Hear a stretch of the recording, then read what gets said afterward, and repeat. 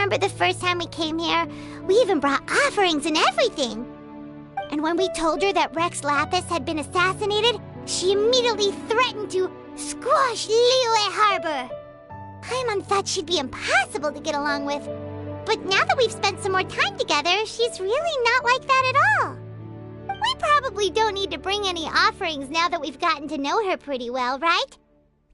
Still, Paimon's got some snacks around here somewhere, so if she really wants something, we can just use that. Huh? Traveler, did something catch your eye? Whoa, what a pretty lady! Is she also here to visit Cloud Retainer? Yeah, you're right. All it takes is one look and you can tell she's someone special. As expected of that bird lady, really. She must have a whole bunch of Adepti friends from all over the country. Okay, but if we're both friends of Cloud Retainer, then we're basically friends by association, right? Want to go up to her? Helping you make more connections is a part of Paimon's job as your reliable guide. Paimon's got this.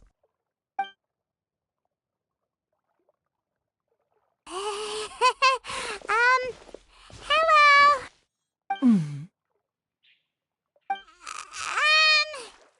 Paimon is Paimon, and this is the Traveler.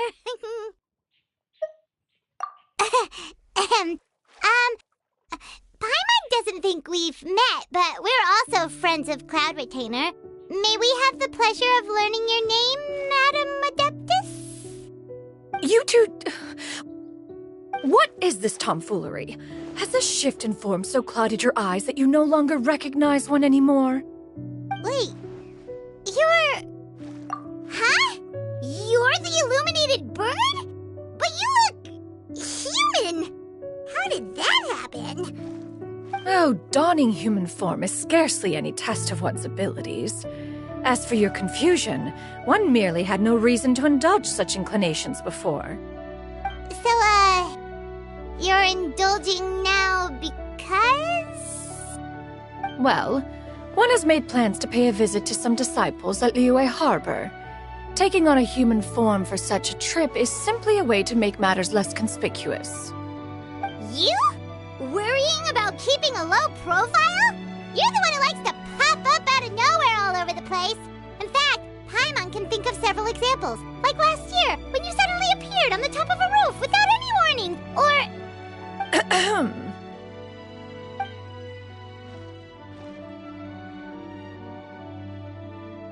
Hey, didn't we agree not to bring that up unless she asked? Oh? So you have taken care to follow the proper rules of etiquette after all. Most commendable.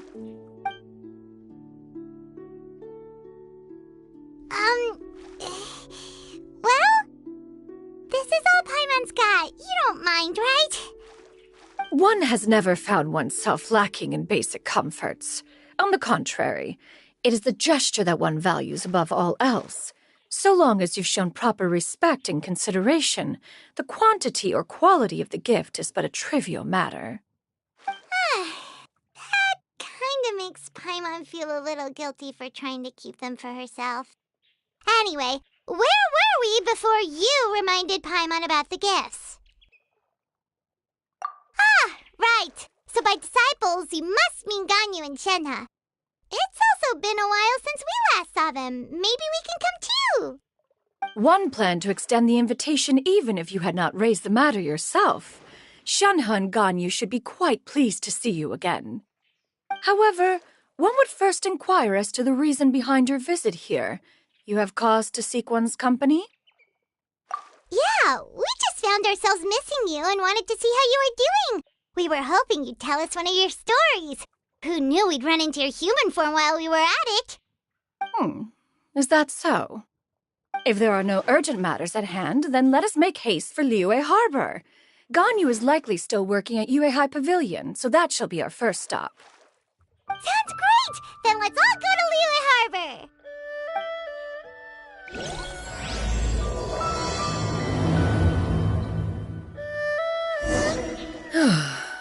Ganyu has been quite busy with work as of late. One can count on one talon the number of times she returns to Mount Outsong each year. Shenhe has also secured employment recently. In her correspondence with me, she wrote that she shall have no need to return for the foreseeable future. Huh. Did they think one was so easily mollified? One shall investigate everything with one's own eyes and decide for oneself if their living conditions are satisfactory.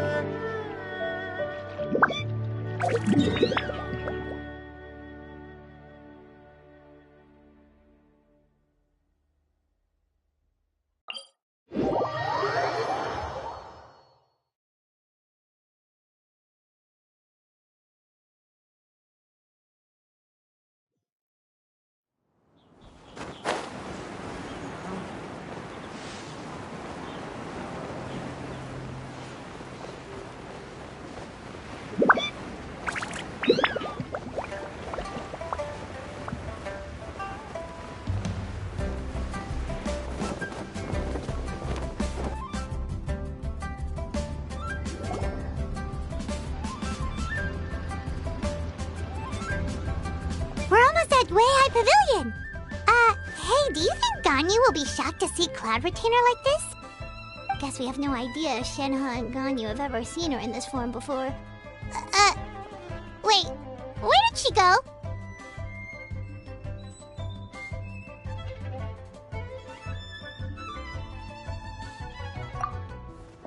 Why are you just standing there, Cloud Retainer? Quietly now. One shall stay here.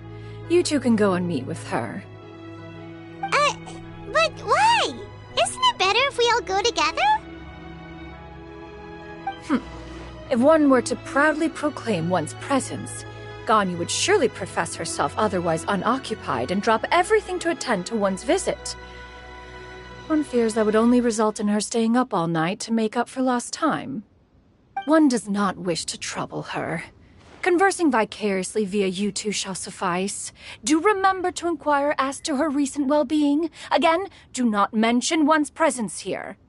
Fair enough. Makes sense. All right, then. We'll just pass on your regards and... Cloud Retainer? Oh, busted. Is that lady someone you know, Ms. Ganyu? She is indeed. I'm sorry, Huixin, but could we delay the upcoming meeting for a little bit? I believe my schedule today is quite full. Although, perhaps I could move some work to later in the evening. Oh, not to worry, Miss Ganyu. I'll make the necessary arrangements right away. Thank you, Huixin.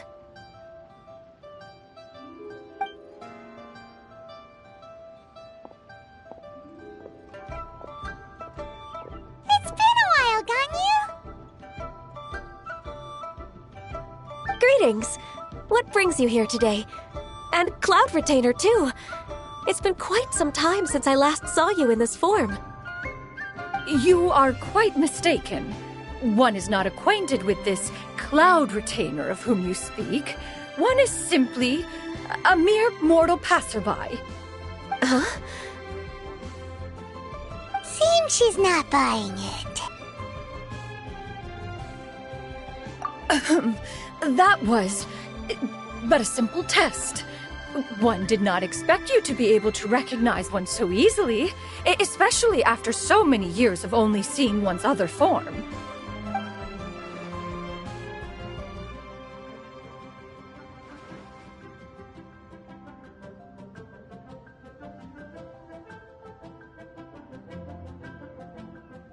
But recognizing you is, my responsibility as your disciple. An apt observation. One was simply passing by while attending to some important business. One thought it would only be fitting to pay you a visit while in the area. Wait, Paimon wasn't aware of any important... Cloud Retainer's right! We've still got something super important to do, so we can't stay here for too long today. Oh, is that so? But it's been so long since we last saw each other. One simply desired to see you and had no intention of interrupting your work. A quick conversation should suffice for today. A more involved reunion should wait until you find yourself less occupied. I understand. That should be fine. While one acknowledges the amount of work that you have to deal with every day, one must also remind you to rest. Though Adepti blood flows through your veins, excessive exhaustion will still cause grave harm to your body. It still makes one nostalgic to see you as you are now, respected and independent. When you were young, you oft begged one to cuddle you to sleep when you suffered from nightmares. Cloud Retainer! Stop! If you insist. We are running short on time regardless, so one will refrain from going into each and every story. Why don't you continue your conversation? One shall simply stand by and listen. Wow, you've been to so many new places since the last time we spoke. If you ever need anything, please just come find me at High Pavilion. Also, forgive me for my presumptuousness, Cloud Retainer, but if you plan to continue appearing in this form, don't you think it'd be helpful to adopt a human name? A human name? Huh. You raise a valid point. Considering the sheer extent of one's renown, Cloud Retainer is surely too recognizable as a name. You really think so? Not that you're not famous or anything, but that famous? You presume to know the extent of one's illustrious achievements. One would hardly think such a thing to be possible. Nevertheless, Ganyu's advice cannot be ignored. From this point on, when in public occasions, be sure to refer to one as Shenyun. Canyon? I assume that's a reference to the full record of Pristine Pavilion. An Adeptus of years past would rise with the clouds and rest with the moon. They were enlightened and wise, free and unfettered. The writer referenced Master's name to describe her carefree and spontaneous nature. Oh, that sounds super cool! Paimon feels like only the most powerful of Adepti could rise with the clouds and rest with the moon.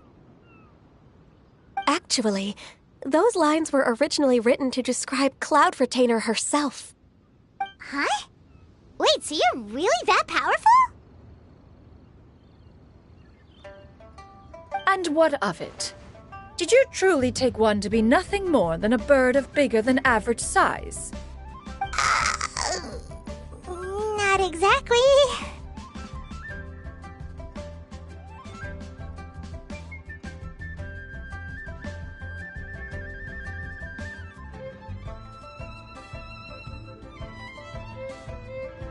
To be fair, Cloud Retainer rarely speaks of her past accomplishments.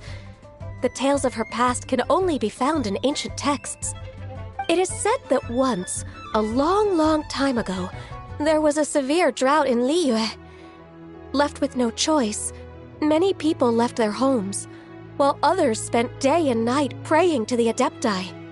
Although I did not live through such tragedy, simply reading about it is enough to gain a visceral understanding of all the pain and desperation during that time.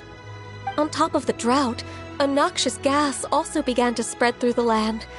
If not for Cloud Retainer's efforts, much of Liyue would be nothing more than a barren wasteland today. The books had this to say about what happened. Upon arrival, the Adeptus borrowed the wind to retain the clouds. Immediately, the clouds gathered together, and abundant rain burst forth from the heavens. Drought and plague were both driven away, and the people were saved. Wow, that's incredible! Mortal records add embellishments to dramatize past events.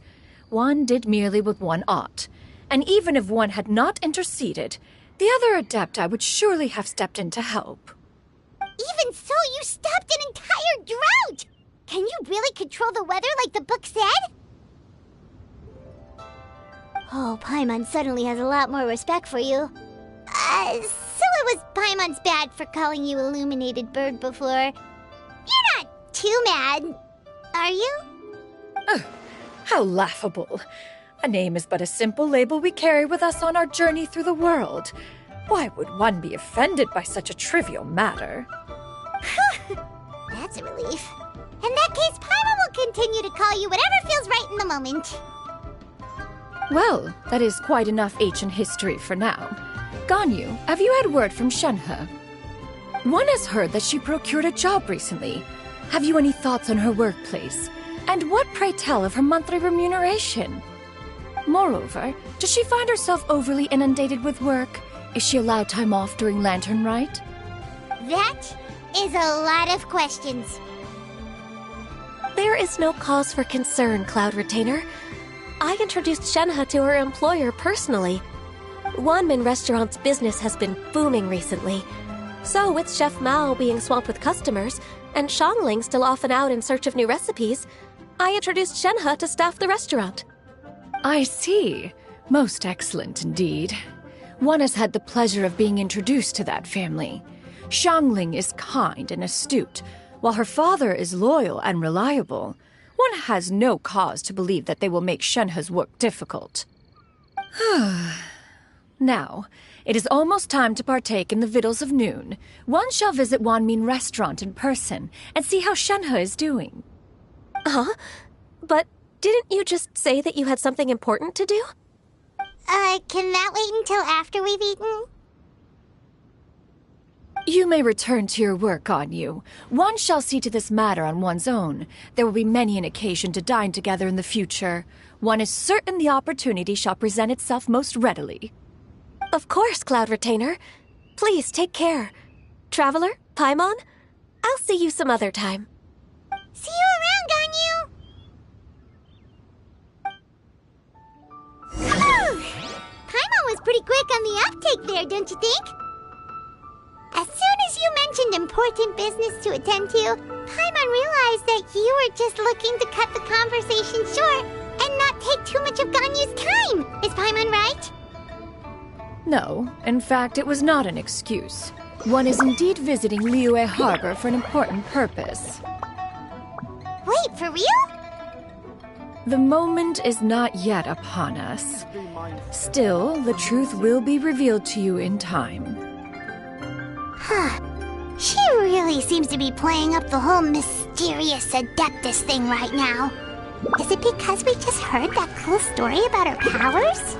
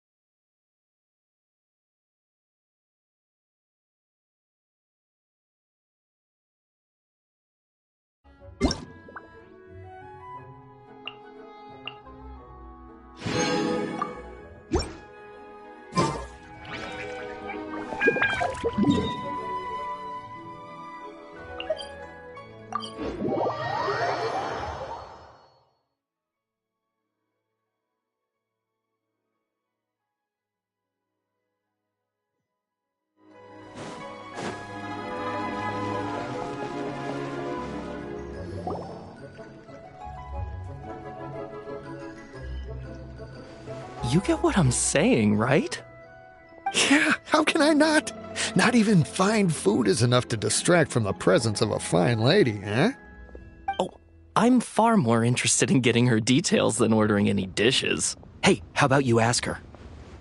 You do it. No. I think you should. Wait, she's coming. What can I get for you today? Greetings, miss. I was just wondering if you'd be willing to... What would you like to order?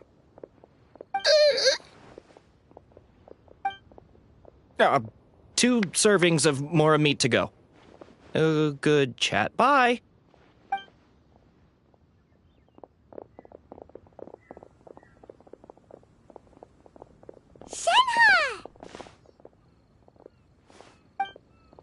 Welcome.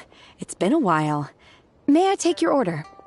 Don't welcome us as guests and greet us as old friends in the same line. It's weird.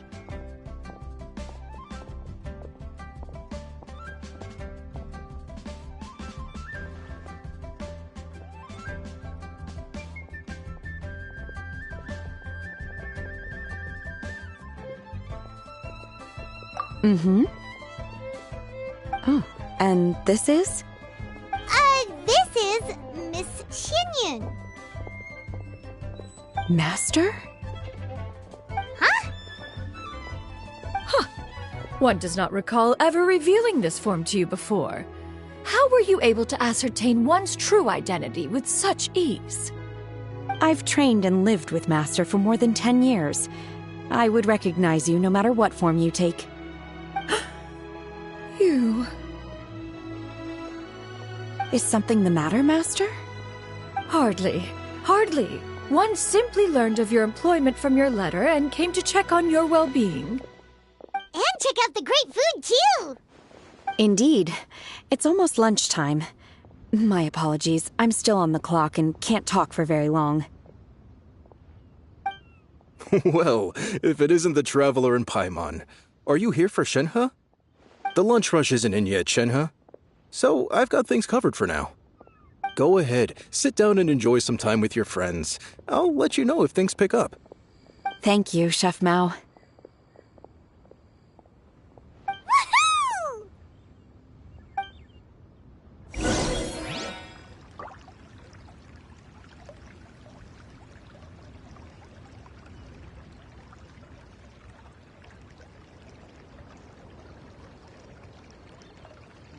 Should I save this money or invest it? Wow. Lyra's really got a lot going for her.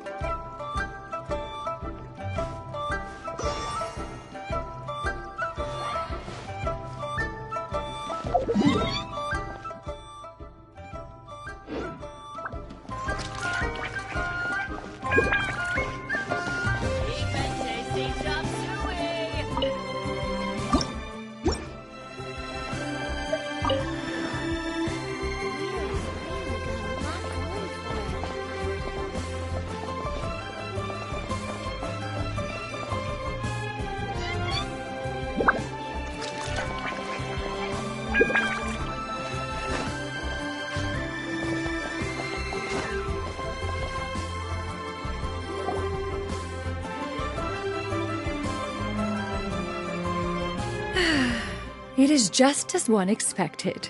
The owner of Wanmin Restaurant is indeed a most reasonable and accommodating human. Still, the work here entails dealing with quite a varied group of people. Has this been difficult for you, Shenhe? It's been manageable so far. I sometimes run into strange people, but I have figured out a way to deal with them. Seems like you've been making progress. So by dealing with them, you mean... First, I try to talk sense into them. If that doesn't work, I threaten them with violence. At this point, they usually decide they are in favor of a civil conversation. Oh, how should Paimon put this?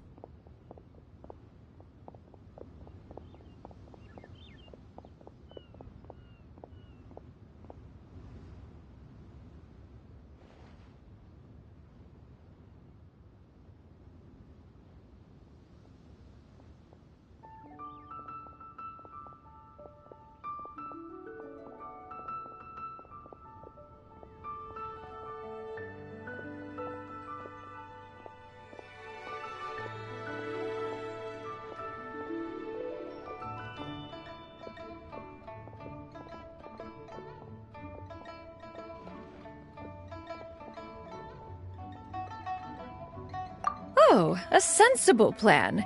One is gladdened to see you integrate so well into human society. And you, Master? How have you been? Simply marvelous. Though Mount Outsong has scarcely enjoyed your presence recently, one has hardly found the pleasure of one's own company to be lacking. I see. Oh, just as expected of Master.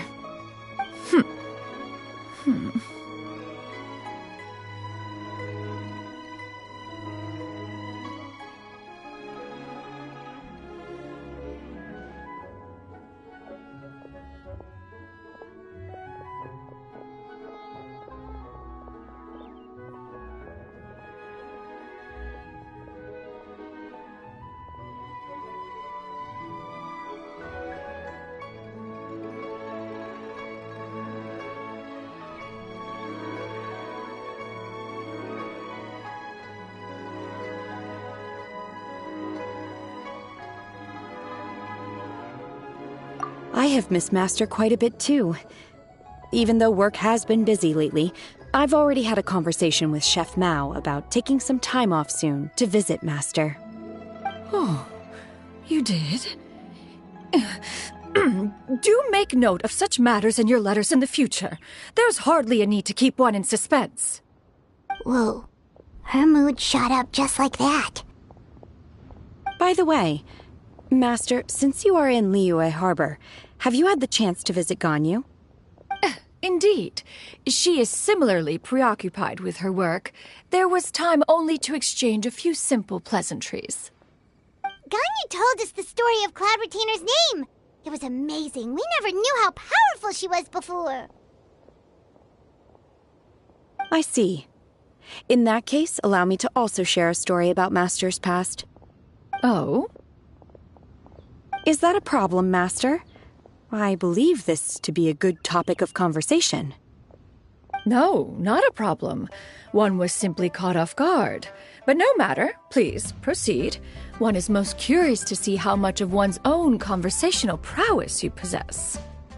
Master once participated in a race against Mooncarver. After Mooncarver lost, he insisted that Master's ability to fly gave her a natural edge in such a contest. In response, Master agreed to forego flying in return for being able to use one of her devices in the race.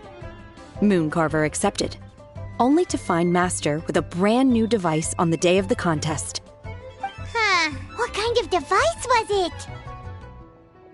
It was a mechanical vehicle made out of iron. What was it called again? Oh, an electro-powered bicycle?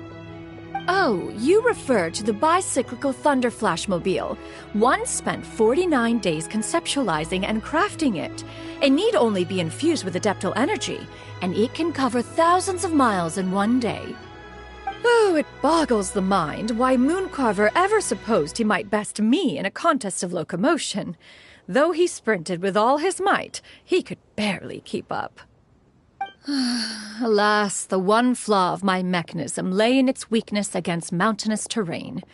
One was thwarted mere seconds from victory, when it was thrown off course and failed to make it across the final stretch.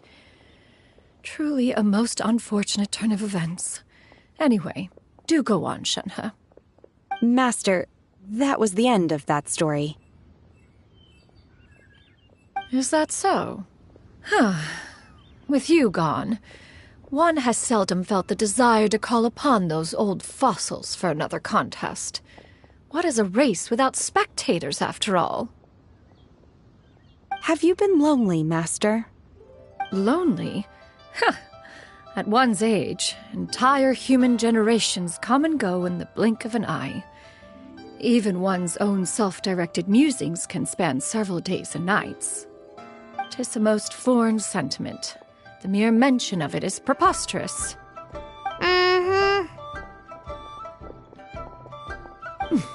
What is the reason for that look upon your face? It's nothing. It's just... Well, Paimon gained a lot of respect for you after listening to that story of you summoning the rain and everything. But all it took was a few words out of your mouth, and it's like you're back to being that illuminated bird again. I was just a little bit confused. Which one of the two is the real Cloud Retainer? To me, they are both, Master. One is the Master that's widely revered by the people, while the other is the Master that I respect and adore. one finds oneself exalted yet again with sweet words of praise and flattery of a most extravagant nature. You chose to exalt one with your words, yet you refuse to grace Mount Outsong with your presence for any extended period of time. One would almost question the sincerity of your estimations. This is not to say that your words paint an inaccurate picture. One has always lived by a single ideal. Eschew all action and abide by no rule. One does as one pleases and speaks as one pleases. Others may critique or praise as they see fit, yet one places little weight in such judgments. She got, 2 sentences of flattery from her disciple, and it's as if her ego is about to burst. Do you have any empty tables?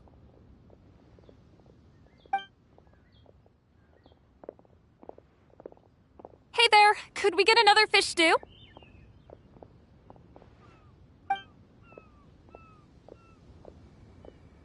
I'm hearing more guests come in. I should get back to work. All right, good luck with the lunchtime rush, Shenhe. Mm-hmm. I'll try my best.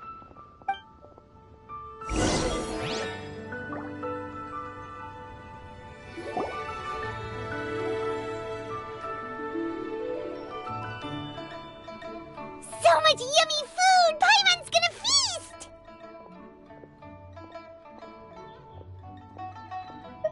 One is fond of all kinds of delicacies and delights in a multitude of flavors.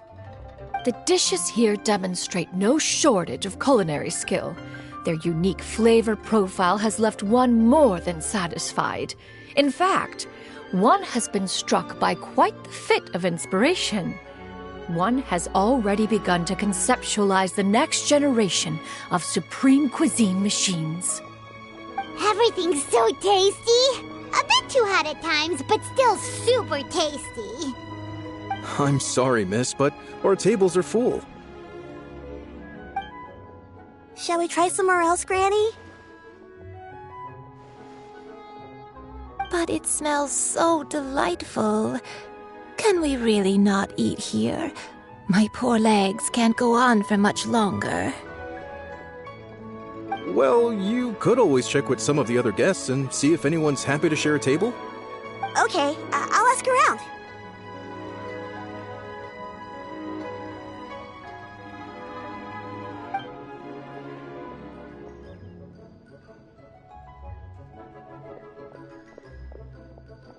Excuse me.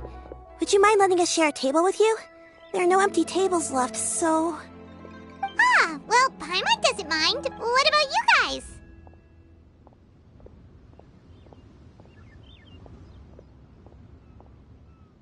Great! Thanks so much. My name is Shuyu, and this is my granny, Yuendai. Granny? Yep. Is there something wrong with that? No, Paimon's just a bit surprised. She looks so young. Yeah, a lot of people compliment Granny on her youthful looks, but she's actually much older than she appears.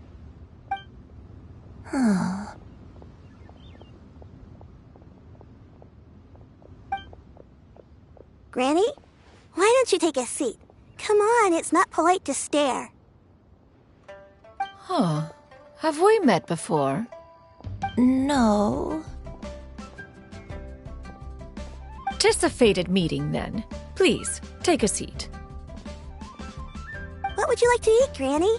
I can order for you. I want braised earthworms. They always pop up out of the ground after a rainstorm. No, not this again. Granny, there's no braised earthworms on the menu.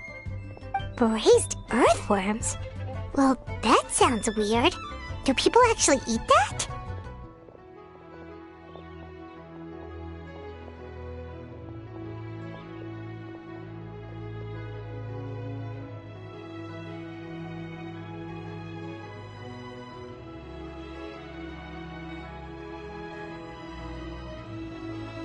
Right, that's what Paimon was thinking too.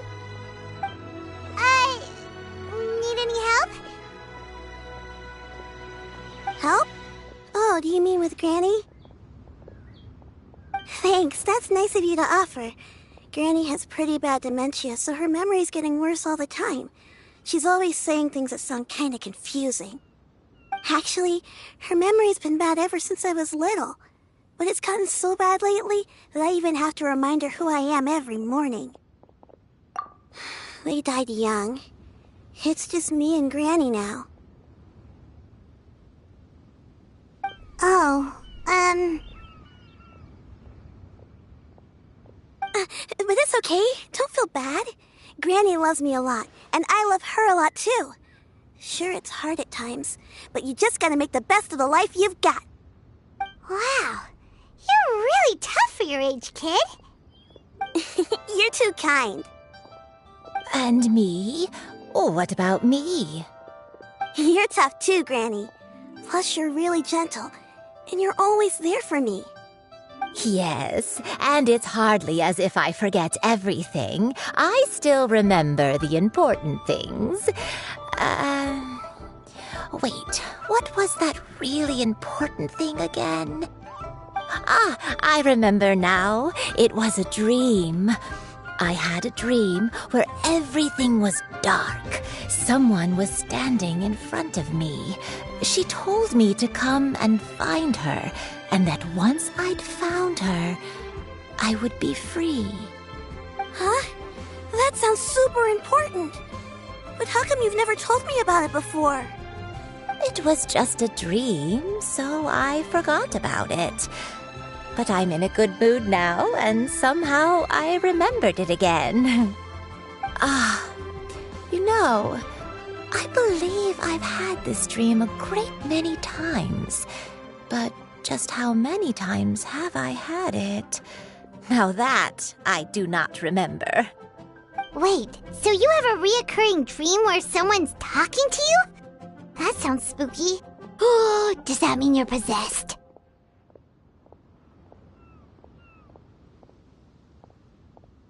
Unlikely. Her eyes are clear, and her breathing remains calm and level. One sees no signs of possession. Are you sure?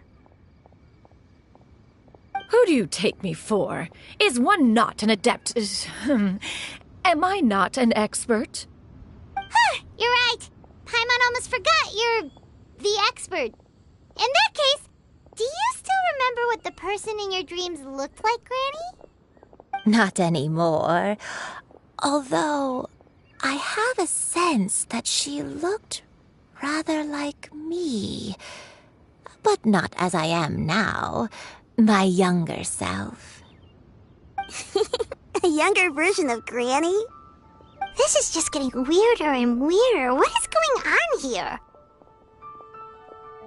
As one said, fate must have brought us together. You may leave the situation to me. Are you sure? So, what are your names? Paimon's Paimon. Just Shenyun is fine. Thank you all so much for offering to help. But first, I'm sorry for asking, but, how do you want us to pay you back? Oh, we don't need any payment for this.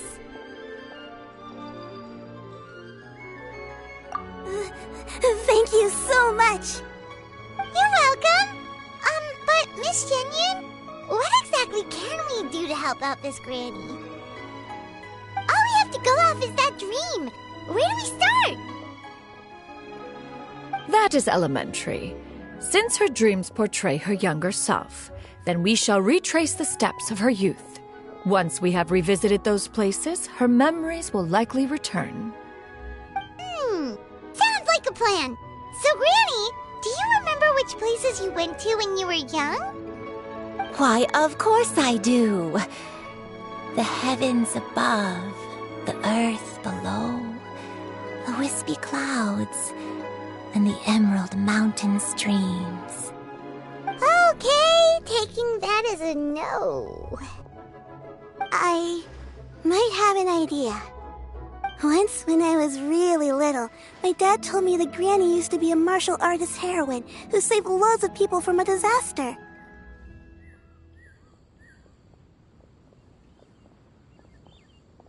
If it's true, then maybe they wrote about it in the history books or something. A martial arts heroine? Oh!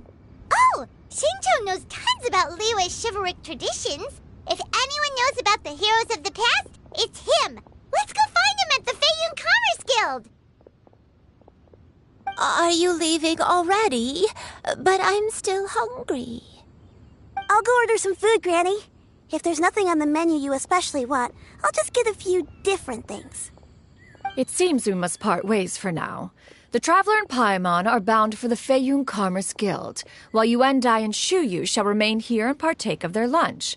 As for myself, I have matters to discuss with Streetward Rambler. Streetward Rambler? Oh, you mean Madam Ping! Precisely. Let us meet at Yujing Terrace once you are ready.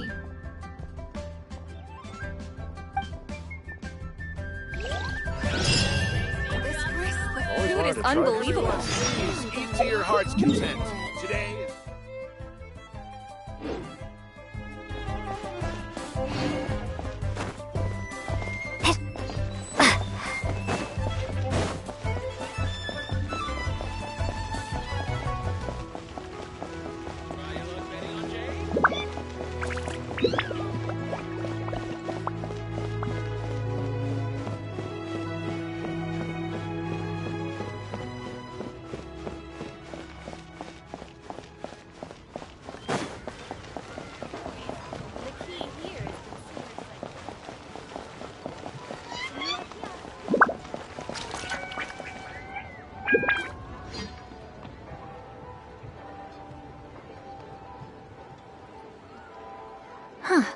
It's you two. What brings you here? Shincho! Great, we found you! We wanted to ask you about something.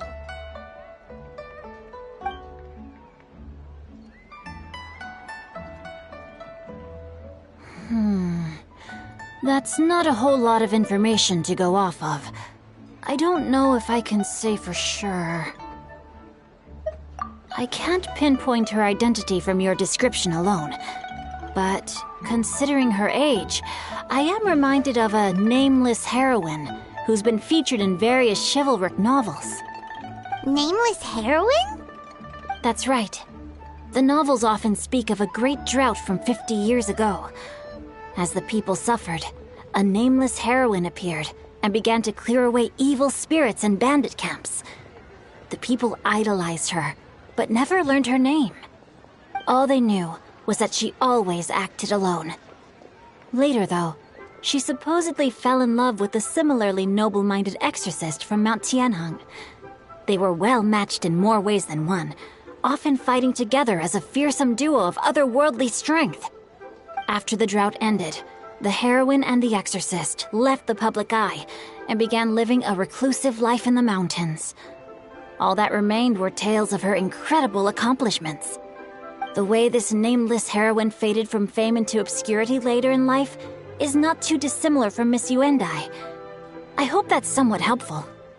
Thanks a lot, Shincho. We knew it'd be worth talking to you. It's nothing at all. Just something I came across while reading. I did do a bit of extra research on her story, but it was just out of personal curiosity. Well, Paimon still thinks that's super cool. Oh, wait, Shincho, if you've read up on her, do you know of any places often associated with her? Let me think. In the novels, the nameless heroine always appeared near one of 3 places. Wangshu Inn, the area just north of Jueyun Karst, and Jingyun Peak.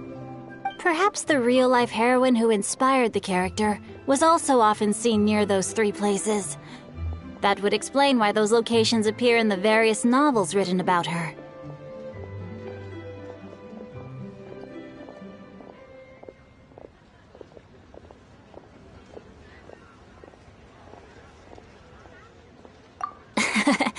You're welcome.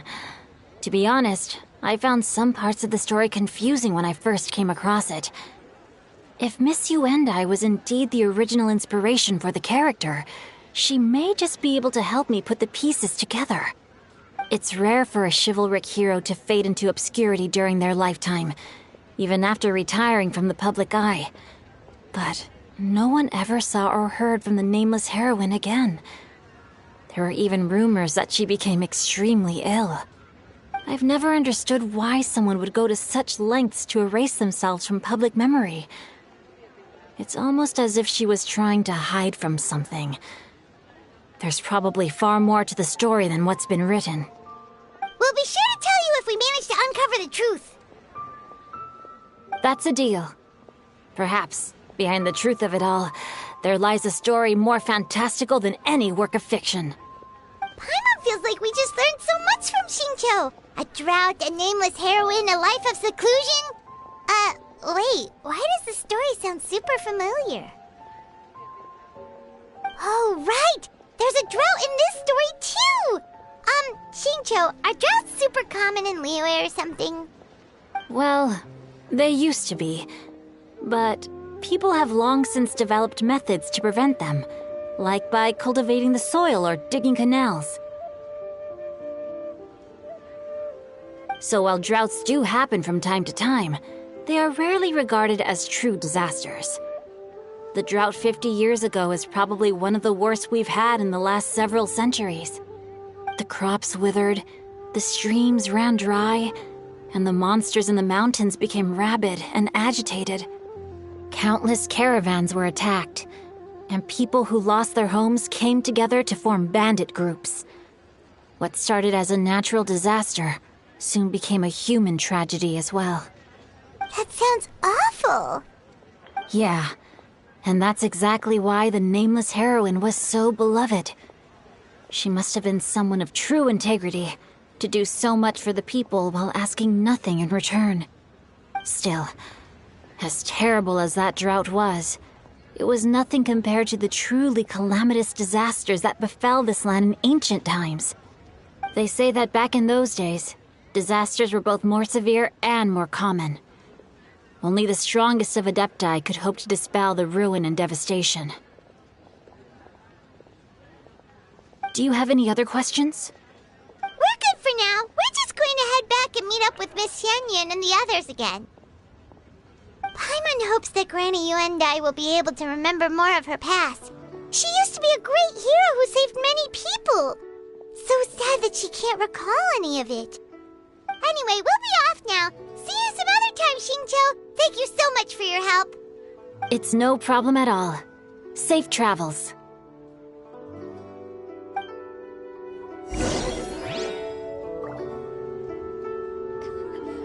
I can't wait to see my adorable daughter again.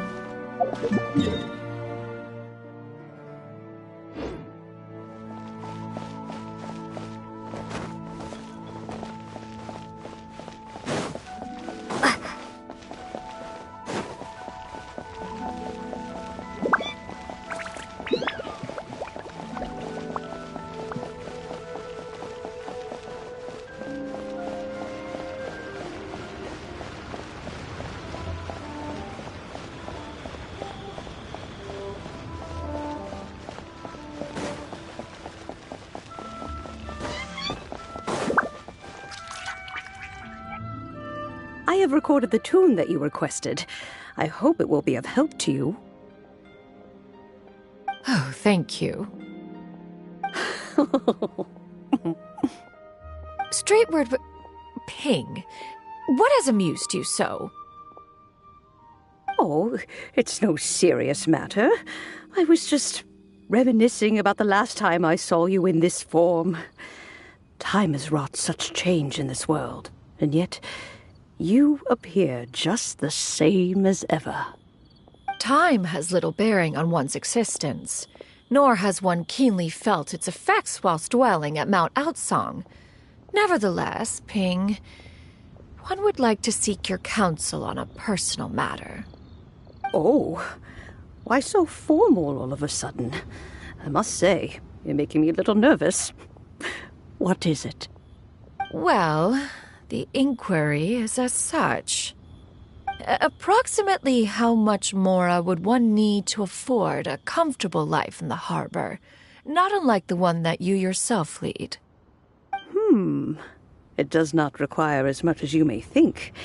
Still, do you mean that... Cloud Retainer, Madam Ping What are you two talking about? Nothing save for some trivial matters. Have you unearthed any useful details? Shinto has a theory, but let's save it for when Chuyu and Miss Yundai have joined up with us again.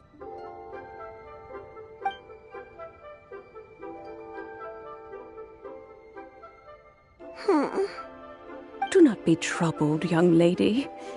Here, have some tea. Thank you so much. What do you think, Chuyu? Does it match up with what you know of your granny? According to the story, the nameless heroine eventually fell in love with an exorcist from Mount Tianheng. Maybe that's my grandpa.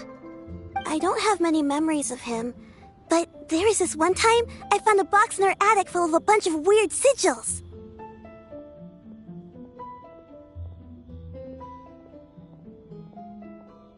I think so too. Granny might remember something once she's returned to a familiar place. What marvelous tea. I can taste the dew's sweetness in this cup.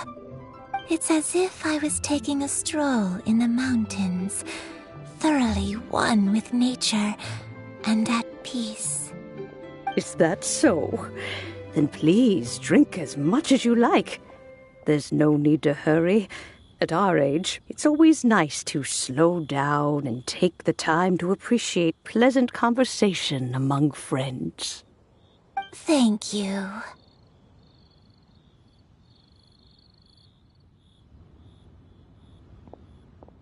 Okay, since we have the time, can I ask you something? Sure thing. What would you like to know?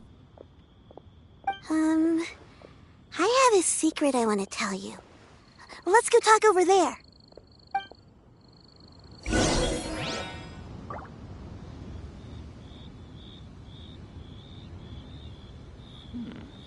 This is a peaceful neighborhood.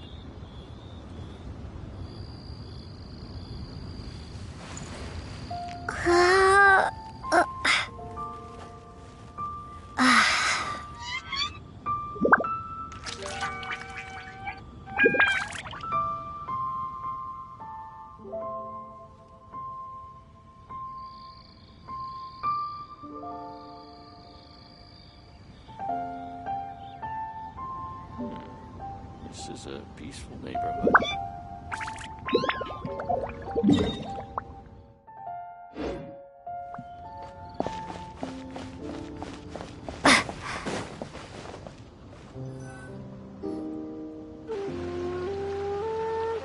What's wrong, Chuyu?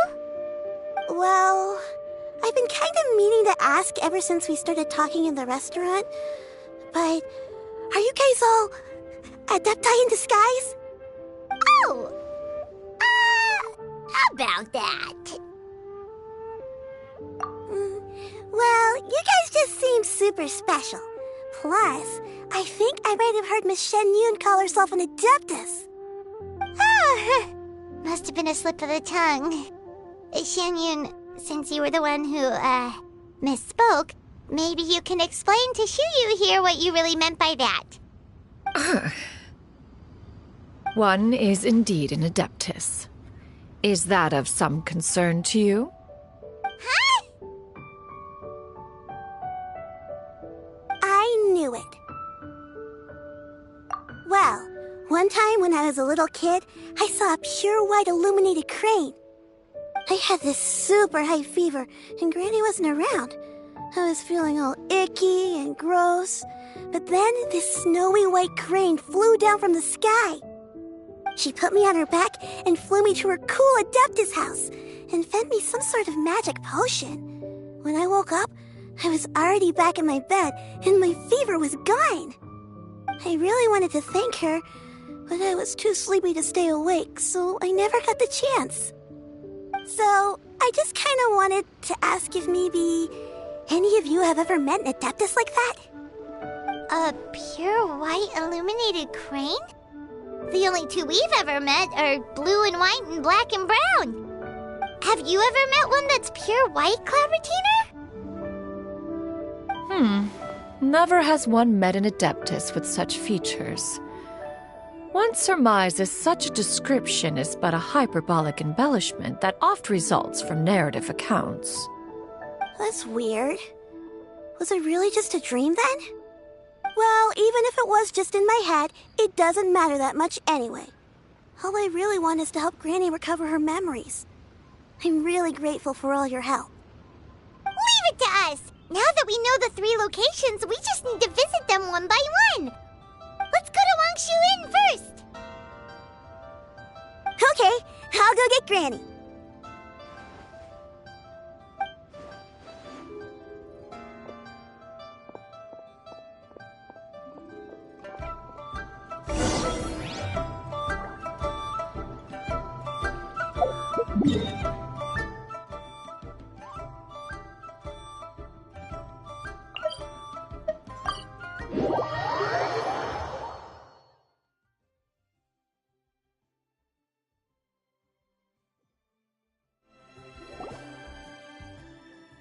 Wangshu Inn.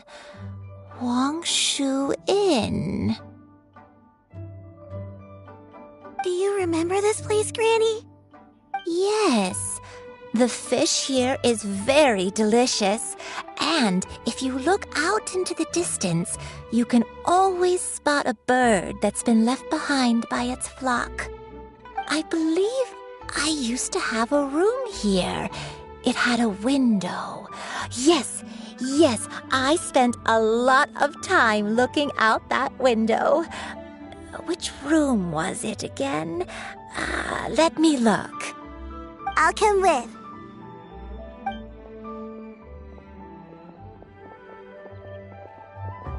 Paimon's still having some trouble understanding what she's talking about, but if she's so familiar with this place, that must mean she lived here, right?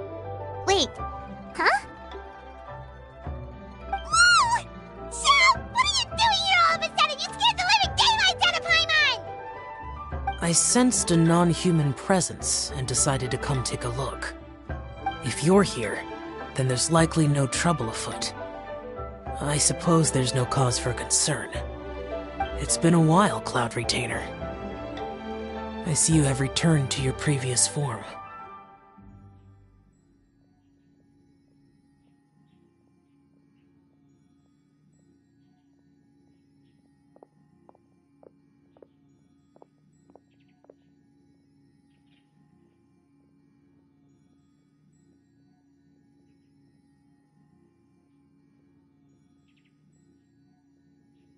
I have indeed.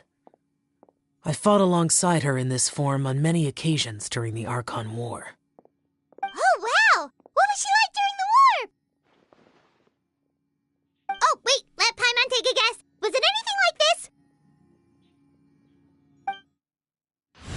Behold, the glory of one's newest invention, the Bang Bang Continuous Fire Mechanism. Hands up and surrender, or be prepared to face the full might of the Adepti! An impressive imitation. Paimon knows her all too well. Even so, Cloud Retainer was not always as ostentatious as you describe. You may be unaware, but her talent with Adepti sigils is just as formidable as her skill in mechanics. The Archon War reached its peak after Guizhong's death. The Cloud Retainer who fought beside me in those devastating battles was taciturn and solemn, only speaking when she had to activate her sigils. A Cloud Retainer who barely talks? Paimon can't picture it. But what happened after that? If you were so powerful in your human form, why did you decide to take up your bird form again? Once one had bid farewell to the world of mortals, what use would one still have for such a shape? When dwelling between mountain and forest, away from the struggles and troubles of the mortal world, a mortal form is hardly the most fitting of choices. After the war, Cloud Retainer retired to Mount Outsong, only revealing herself to the occasional visitor, and always in her avian form. Although I do believe there was an occasion some 30-odd years ago when she decided to don her human form. I believe it was for the purpose of... One believes there is little need to relive bygone matters. Granny, are you okay? Back then, at this place, Perhaps this conversation should end here. I shall take my leave now. Should you encounter any trouble, you need only call my name. However, given that you are traveling with Cloud Retainer, I trust you are in good hands. Everyone! I think Granny is finally beginning to remember her past. Slowly now, calm your mind and recount what has been recalled. A long time ago, I stayed here to recuperate from my illness. Huh. So what Shinjo said was true! You did fall ill! Was that why you went into hiding? I don't remember. I'm very sorry, but I can't even remember the name of my illness. The only thing I can remember is that it took a great toll on me, and there was no cure for it. I was confined to my room in Wangshu Inn, where I spent many days unconscious. I'd come to every once in a while and stare at the migrating birds outside the window. It was a solemn sight. I remember crying, but I'm not even sure I knew why. One day, I met a traveling merchant. Upon hearing of my illness, he sold me a bottle of soul-revitalizing tea pills. He told me that the pills were concocted using Adepti blood and could be used to alleviate my symptoms. Sure enough, I made a full recovery. My illness remained dormant for several decades after that. Wait, but if your illness remained dormant for several decades, are you saying that what you're going through now is just a relapse of what happened all those years ago? And it was all thanks to the pills that you managed to keep the symptoms in check? Paimon's brain kinda hurts. Do you remember anything else? I'm sorry, I don't. Oh, if only I wasn't so useless. Hey, you're not useless. You've done so much for me. Watched me grow up. Raised me. How could you say that about yourself? Oh, fret not, dear child. Granny was just a bit frustrated. That's all. The recovery of a person's memories is a gradual process. Finding pieces of one's past is always superior to not finding anything at all. Let us make haste to the next location. Next location. Oh, why don't we go to the area north of Dwayunkars next? There isn't really a landmark there, so where should we start? Oh, Paimon's got it. Let's check out the houses in the area first. After all, if she was there for any length of time, then she would have stayed somewhere, right? Oh, Paimon's really got her thinking cap on today. At this rate, we'll recover all of Granny Wendai's memories in no time.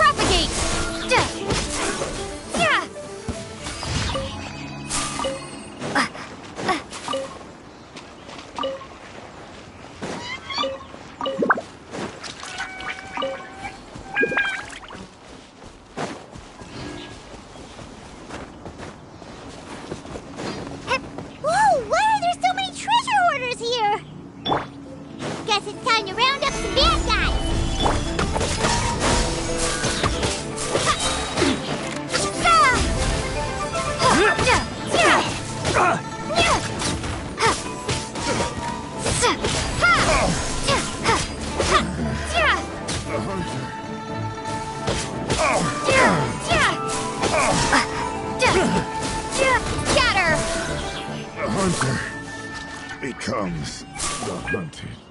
Do you remember anything about this place, Granny Wendai? Let me think. I feel like I've been here before, but I don't think I stayed here too long. I might have just rested here briefly before continuing on my way. Got it. That's okay. There are still plenty of other places we can check.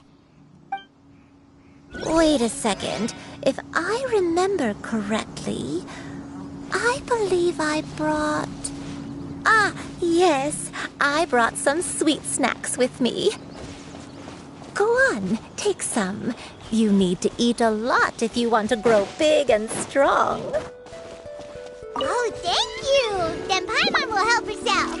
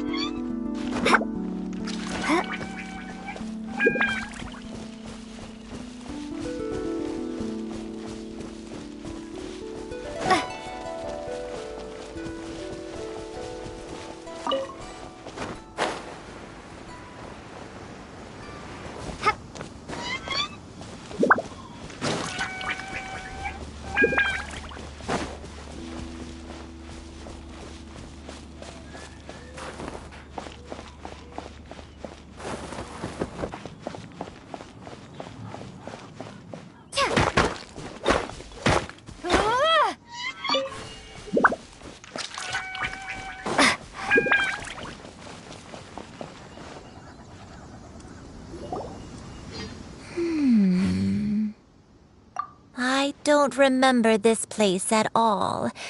I don't think I've ever been here before.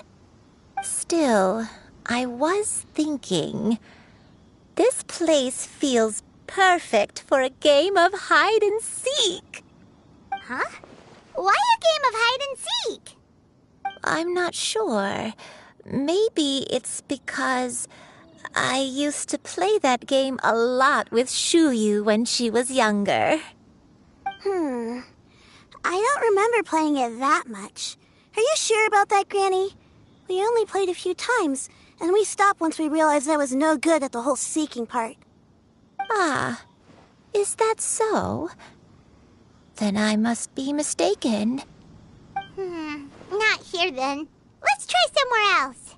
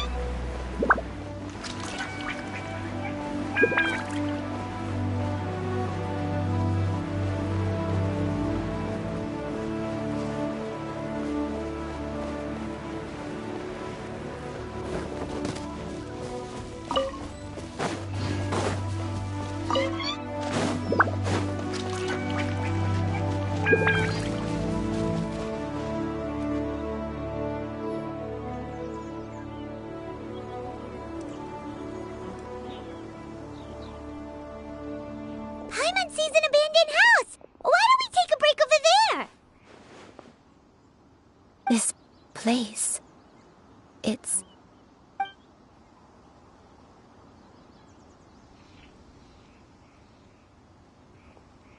Did you remember something, Granny? I remember. Shuyu, this is where your father was born. It was a moonless night. I had been injured, so your grandpa was supporting me. We fled together with some being in the fog behind us in hot pursuit. I had exhausted my strength when the labor pains came on, so we took refuge in this house. Your grandpa set up a barrier outside, but neither of us knew if it could hold the monsters back. I remember that night. I remember falling to my knees, reciting a prayer over and over. I alone am the source of this sin. Punish me as you wish for forsaking my oath, but spare my innocent child. Sin? Oath? Did you do something wrong? I don't know. I don't remember. I only remember praying in the darkness with all my strength until the sun finally rose again and the fog cleared out. Eventually, the house was filled with the sound of my baby's first cries. That baby was your father. I remember I clutched him tight to my chest and wept tears of joy. It was the first time I'd ever felt such happiness in my life. My dad? He was my pride and joy, and so are you, Shuyu. You're so much like him, and I love you both so much.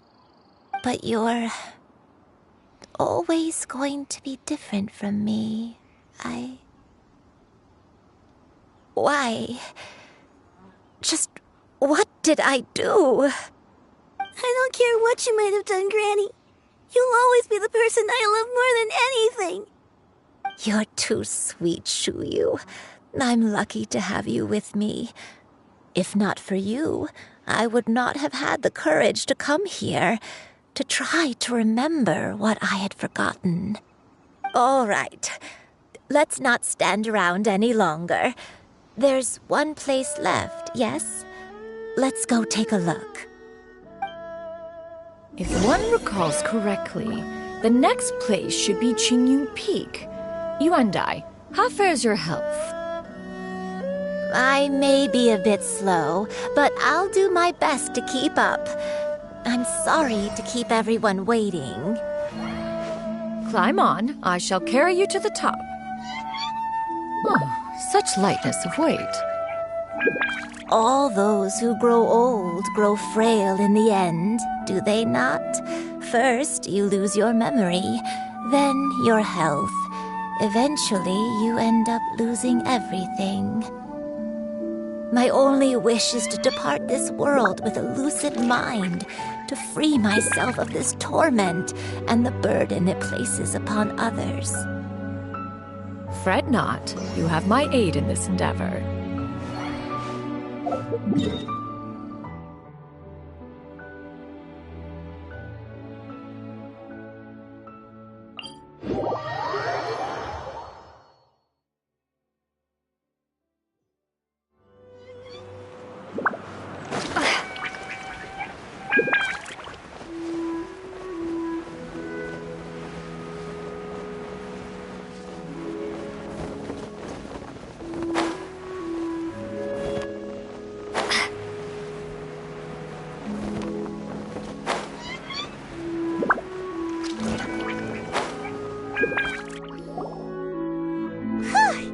We're finally here. Does this place feel familiar to you, Granny Yuandai? Let me see.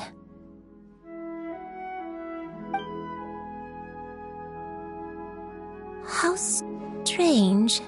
Have I lived here before?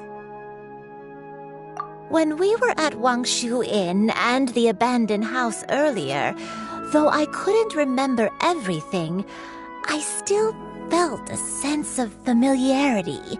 I could easily picture myself in those places. But here, I don't have that feeling.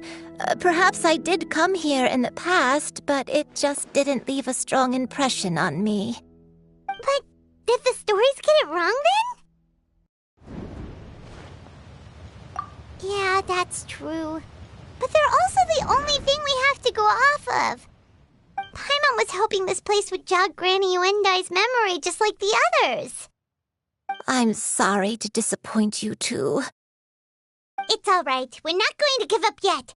We'll figure something else out. Just you wait. Thank you. If only I could remember. Huh? That way. What's that mountain? Oh, let Paimon look! Huh? Isn't that Mount Outsong? Looks like we've come full circle. Mount Outsong. Mount Outsong. Granny, are you okay? Don't push yourself, Granny. It's okay if you can't remember. You shouldn't do something that makes you sad. Mount Outsong, What am I really? Mount Outsong holds some familiarity to you? It does, but I can't go back. Are you feeling unwell? My head, it feels all heavy and dizzy. What is wrong with me? Cloud, Miss Xianyun, is there anything you can do? Let us go to Mount Outsong. But... Fret not, all will be well. You and I, you have already given more than enough to the pursuit of this endeavor. You may leave the rest to me. I've prepared something that can aid you in suppressing the fear in your heart and restoring your lost memories. It currently resides at Mount Outsong. Wait, really? When did you do that? I never leave anything to chance. All will reveal itself when we arrive.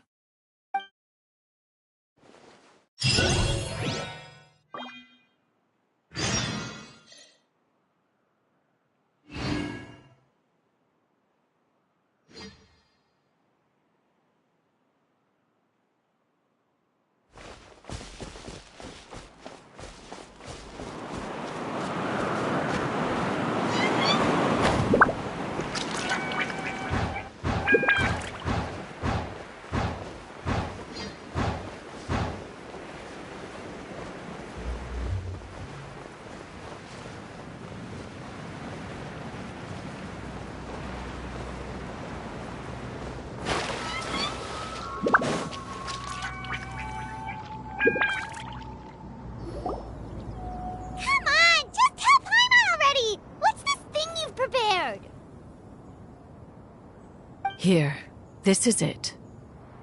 Huh? But isn't this the mechanism that you were tinkering with when we first got here? Oh, is it another invention of yours? Precisely. A recent one at that. I am most pleased with the result. I call it the Suspensus Somnium mechanism. It periodically releases a soft breeze, which when paired with a gentle adeptal tune, can help the listener subconsciously relax and even enter a semi-hypnotic state. Soothing agitation and anxiety, relieving exhaustion and insomnia, its potential uses are numerous indeed. And of course, it can also aid in the recovery of lost memories. Whoa, what a cool gadget! But if you had it all along, why did you keep it to yourself until just now? We could have come to Mount Outsong right off the bat and saved time on a lot of floating. How preposterous. Had Uendai not recalled much of her past through her own efforts, the device would have nothing to draw upon. We Adepti can only help those who first resolve to help themselves. Had she lacked such determination and strength of character, one would have little to offer in way of assistance. Paimon thinks she gets it now.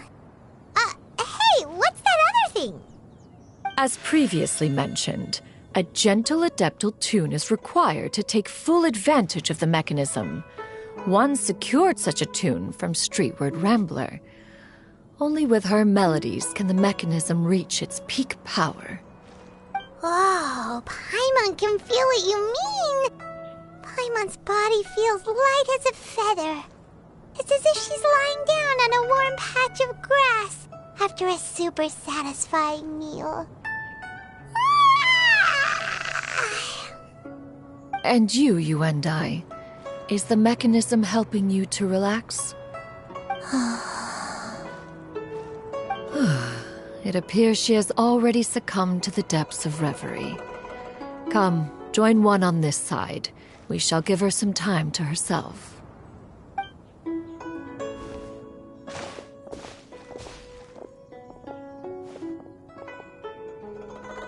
The drought is over.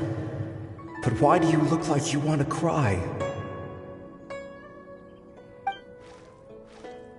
The potion. It's nearly run its course. I've never regretted meeting you. Not even for a second. Please. Please, no.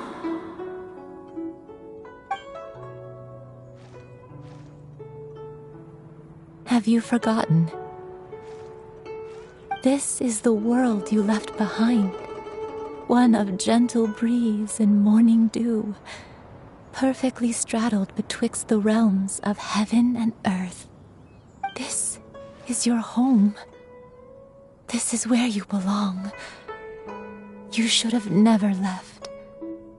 The you of the past, the me from not that long ago, we should have never.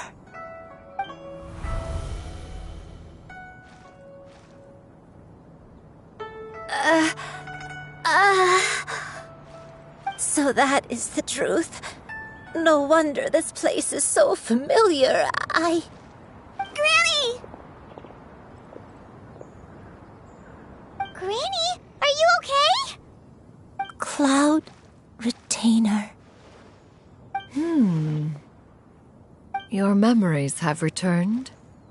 Wait, did you just call her by her full name? Does that mean you already knew each other? Yes. I now remember everything. Everything. Granny, please don't cry. I'm here. I'm here. Oh, don't worry, my dear child. Granny is fine. I'm so sorry, everyone. You've gone to so much trouble on my behalf. It's all come back to me now. The most important thing that I had forgotten was the truth of what I once was. One can sense the guilt that now plagues your conscience. Reclaiming a truth long buried is sure to come with a myriad of complex emotions. Perhaps one should recount the story on... No, it's okay. Now that I've remembered, I must face my memories head on. Shuyu, everyone, I cannot thank you enough for all your help. I'm ready to tell you my story, if you're willing to listen. Please, Granny, don't force yourself. What happened in the past doesn't matter. I love you more than anything. Nothing you say can change that. I know, dear child. My feelings for you are exactly the same. It is for this reason that you deserve to know the truth. Some time ago, I made a terrible mistake. One for which I could never atone. Is this the sin that you mentioned in Dwayne Karst? What happened? I am, in truth, not a human being. My real form, one that I held for centuries, was that of a wild crane. I spent many, many years living on Mount Outsong, bathing in the soft breeze and drinking the sweet dew of the mountains. At some point, I somehow gained wisdom and sentience. The Lord of the Mountain, Cloud Retainer, became aware of my existence and began to share many stories with me. She even passed on the secret of cultivation to me. Though she never took me on as a formal disciple, I always saw her as my master. Whenever she took out her tools to work on mechanisms or new inventions, I would also stand next to her and watch. I even contemplated completing my training and becoming an adeptus in my own right. I followed her teachings, and time gradually passed us by. Until that fateful day 50 years ago. 50 years ago?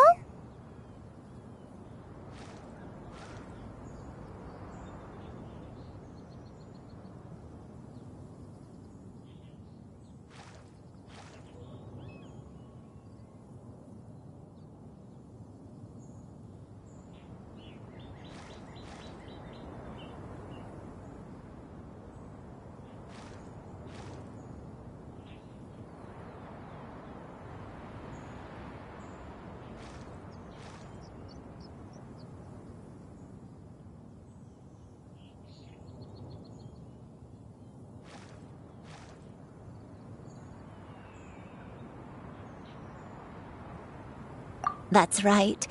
Master regaled me with many stories of her past deeds. From them, I learned how she had saved people from a similar crisis in the past. She was the one I looked up to the most. More than anything, I dreamt of becoming an adeptus like her. I wanted to travel the land like she had, relieving suffering wherever I went. But I was still far from being a real adeptus. I possessed no ability to take on human form and fit in with the crowd. Once she learned of my desires, Master prepared a special dose of human mimicry potion for me. She warned me that the potion's effects would only last 10 years, and if I were to fail to return to my original form at the end of that time, I would forever forget my past as a crane and become something neither human, beast, nor adeptus. Oh no.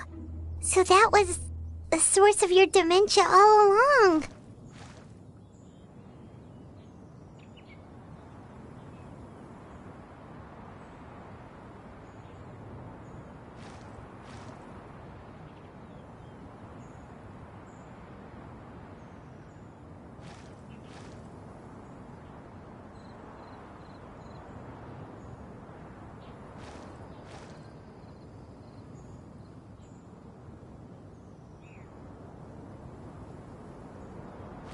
Was it because of Grandpa? Indeed, I fell in love. Though he was human, he had spent his entire life training on Mount Tianheng. When we met, it was not only my first foray into the world below, but his as well. Although clumsy and impulsive as he was, you'd think he was the real strange bird among the two of us. But still, just like me, he cared deeply about the world and wanted, more than anything, to cleanse it of all pain and suffering. I could not help but fall for him. But my time continued to tick away. Those 10 years passed by in a flash. Yet I did not want to leave his side, so I... Oh no, what happened next? I committed an offense. I wanted to stay with him, even if it meant living a life full of pain and suffering, even if it meant that I would eventually turn into a monstrosity. I knew I had betrayed Master's hopes, but I was too ashamed to face her.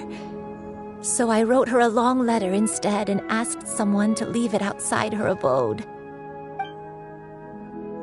I was convinced that she would not support my decision, and I lacked the courage to speak to her face to face. In my shame, but that was only the beginning of my troubles. I began to suffer from a strange illness.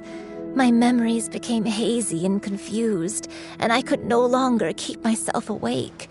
I understood that my pain was caused by my refusal to return to the life I was fated to lead.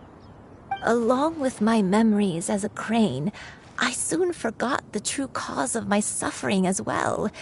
I knew only that I had committed a sin, All I could do was pray for forgiveness, even if I had long forgotten what needed to be forgiven.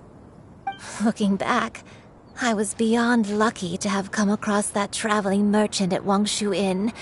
It was such a fortunate coincidence that we were there at the same time. If it weren't for those soul-revitalizing tea pills, I probably would have... Granny! What's wrong? Coincidence? Why did I ever think it was a coincidence? Tea pills concocted using the blood of an adeptus? No, it couldn't be. Master, don't tell me. Back then, that merchant was actually... Human custom would dictate the conferral of gifts to be in order when one's progeny is wedded, would it not? Consider the pills a symbol of one's best wishes. So when I tried to conceal my name and mistakes from the world and hide myself away in perpetuity, the only person I managed to deceive was myself. You knew where I was all along. One still remembers when you were but a fledgling. You possessed a certain fondness for a particular game. You would hide yourself among a group of wild cranes and ask one to pick you out from among the flock. One found you with such ease every time. 'Tis a truth most evident. One always recognizes one's own, no matter what form they may take. Wait! Paimon's confused! So, Cloud Retainer, you found Yuendai again? But how? When? And what happened after that? Perhaps it is now time for one to recount the rest of the tale.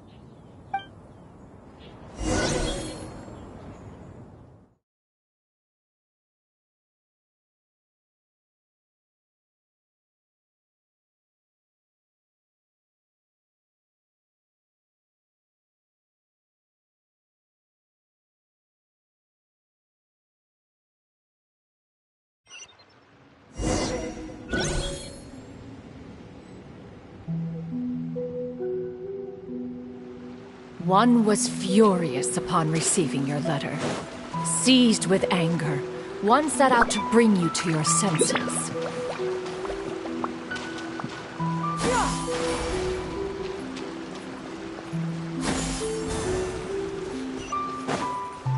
Here! Skyward! Scatter!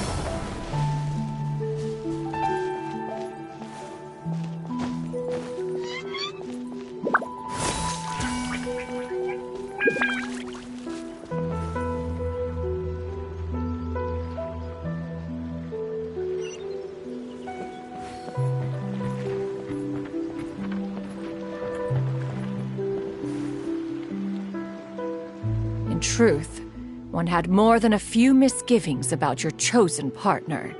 As an exorcist, his talent was lacking. One could hardly say his skill with sigils was any better. But soon, one came to appreciate the devotion he bestowed upon you during your illness. He never uttered a complaint and rarely left your side. Unwilling to begrudge someone of such character, one decided to overlook his aforementioned deficiencies, glaring though they may have been. Wishing to grant you a life without regrets, one gathered many divine ingredients and used one's own blood to create a form of medicine. Though imperfect, it managed to suppress the more dire effects of your illness. As for how to deliver the medicine, after much contemplation, one eventually decided to perform the deed oneself. One took great care to alter one's features and select the appropriate attire. Only after meticulous scrutiny did one finally set out for Wangshu Inn. As one expected, you were most ignorant of one's true identity. You showed not even the slightest inkling of recognition. One was quite torn. Should one have celebrated the success of one's disguise, or mourn the loss of your acquaintance?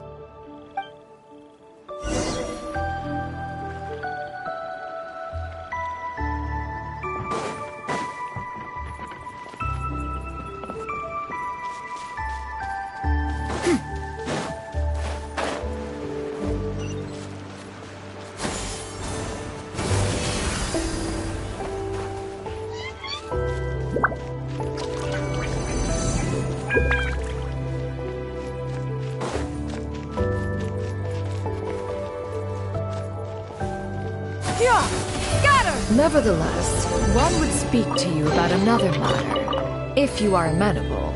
Even considering your loss of memory, one was simply flabbergasted that you could so easily forget the consequences of consuming medicine infused with adeptal blood. Its proclivity to attract monsters is hardly that complicated of a concept to remember. To think that you tried to travel while weak from sickness and heavy with child. Had one not intervened to clear the fog, all of you would have been lost during the night. Skyward! Make way for the Adeptus! Scatter!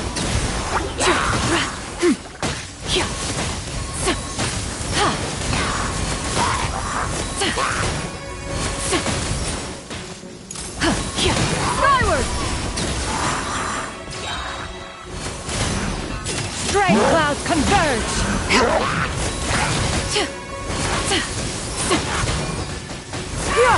Skyward!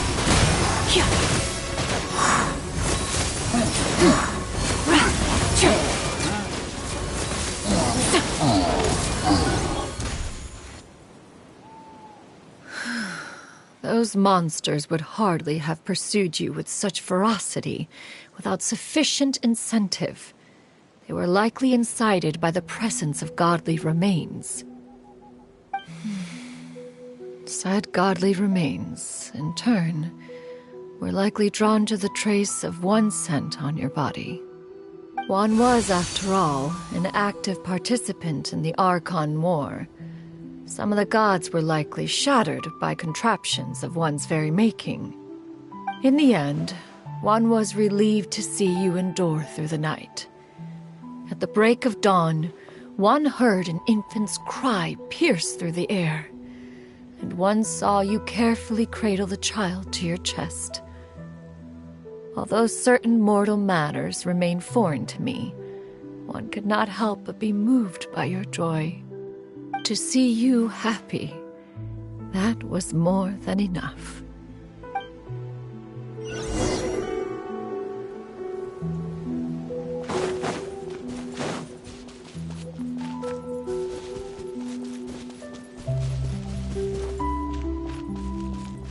Now you should have a complete understanding of the events. Wait!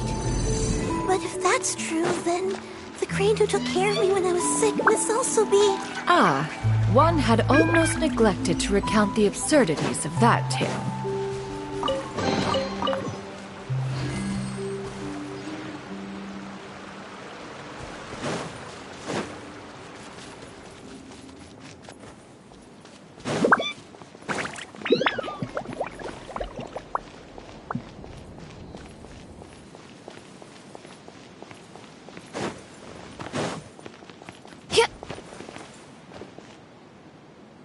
Just as you and I troubled one with her antics, so did you give one many a headache.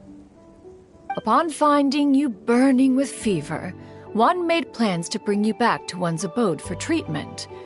However, upon seeing one's form, you began to cry, refusing to get on one's back. When one asked you why, apparently you believed that one could not possibly be a true Adeptus, because all illuminated cranes are white from tip to toe. One had no choice but to apply powder to one's body to conceal the variegated nature of one's appearance. You became more than amenable enough when one stood before you devoid of any other coloring. It bears mentioning, however, that as a crane, Yuendai was nearly entirely pure white in color. Though you had never encountered her in that form, you still recognize the essence of her being. Perhaps fate brought you two together in more ways than one.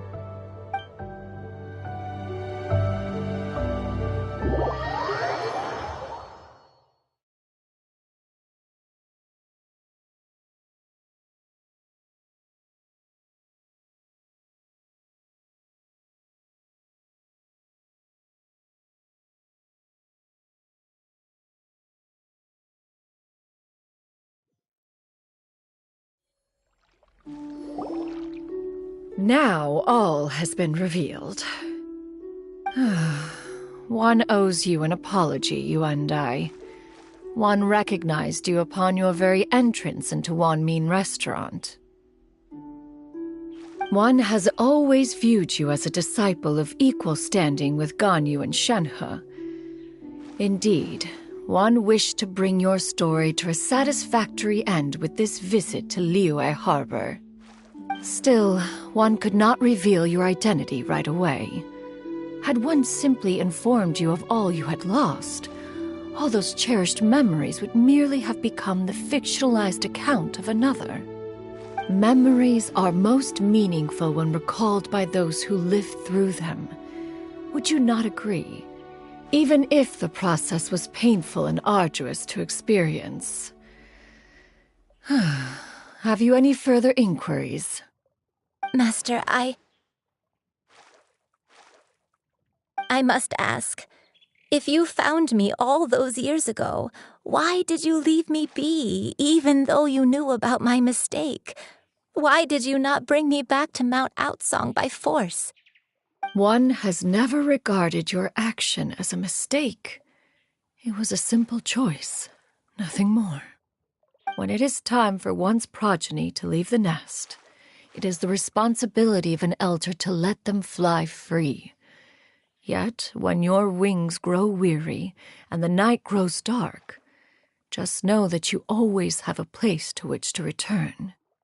'Tis a refuge referred to by many a name in mortal writing. Home, nest, haven. Whatever its denomination may be, its essence remains quite unchanged. One speaks, of course, of a place not unlike one's own abode. One's disciples are free to come and go as they wish, yet the door remains forever open to those who wish to return. One rather hopes you count yourself among them. Thank you. Thank you so much. You and I. One expects you too have sensed the rapid deterioration of your condition as of late. Have you not? 40 years ago, you chose a path without a future. Though one used one's own blood to provide you with a few decades of extra time, it merely delayed the inevitable. One may have extended the path, yet one was unable to alter its final destination. Even the power of an adeptus has its limits. Had your condition continued to deteriorate, you would have forgotten your life as a human entirely. In the end, you would have turned into a creature lacking in the ability to even comprehend its own monstrousness. Fortunately, you were able to avoid that scenario by reclaiming your memories. Though one sped the process along by providing some guidance, the result is entirely a reflection of your own effort. So, what's gonna happen to Granny? One will help her reclaim her original form as a wild crane. If it be fated, she may recover her sentience one day. She's gotta go back to being a regular crane, huh? Master, you've already done more than enough for me. I don't know how I could possibly repay your kindness. This is a better result than I could have ever hoped for. How much time do I have left? Not long. The transformation is imminent. Granny, please don't leave, okay? You're all I have left. Please. Don't be sad, dear child. Granny has led a wonderful life. My only regret is having to leave you behind. Don't forget to eat well, okay? A growing young lady like yourself needs lots of good food to grow big and strong. Promise Granny you'll take good care of yourself when I'm gone. I promise, Granny. I'll do whatever you say. Good girl. Good girl. Don't worry. It's not goodbye forever. Granny's gonna become the most formidable crane in all of Mount Outsung. Granny will train day and night. I won't stop until I can turn into a human without having to rely on anything but my own power. When that day comes, we'll be able to live together again, you and I. How's that sound? Good. That's a good girl.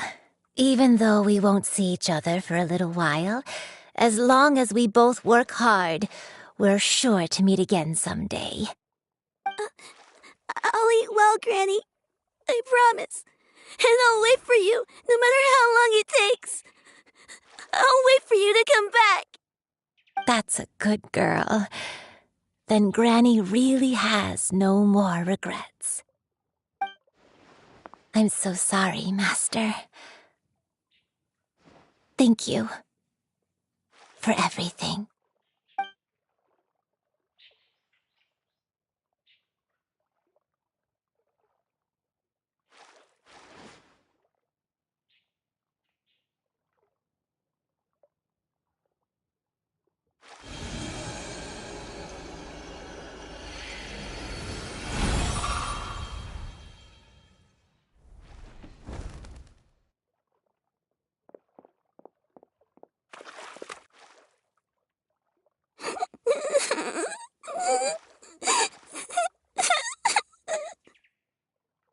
Shiryu. Let her be. At her age, crying is a natural, if not fitting, response to such an event. Tears are a necessary part of maturation. Sometimes there is scarcely a better vehicle to wash away the toll of stress and misery. Now that the issue has been resolved, you should also take a moment to relax. Give yourself some time to rest. Take a nap if you must. One will wake you in due time.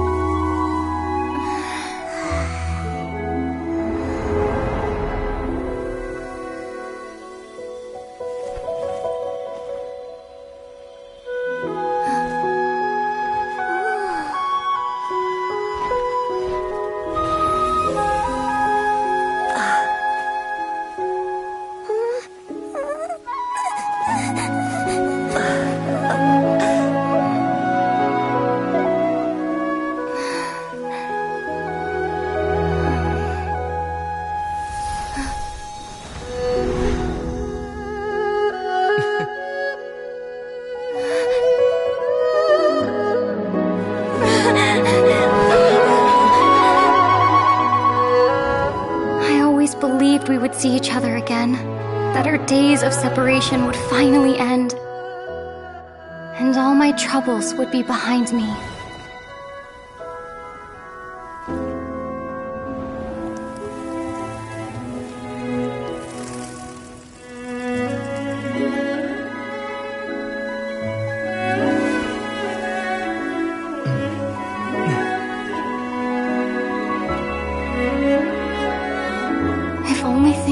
Stay this way forever.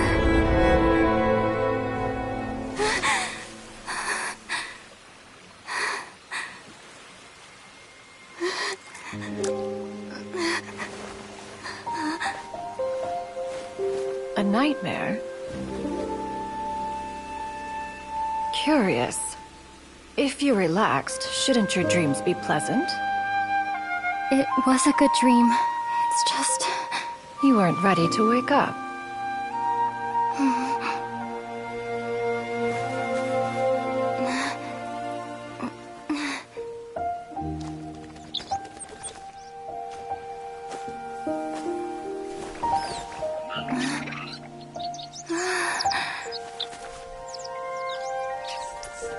Eloquent as one may be, words of comfort are not one's strong suit. You are doing all you can. One can see your strength of will, your fearlessness in the face of danger. And so, whatever your dream may be, one believes that you shall achieve it. Of course, whenever the perils you face overwhelm you, or you become weary, one is always here for you. After all, as an elder, it is only right to look out for the young ones.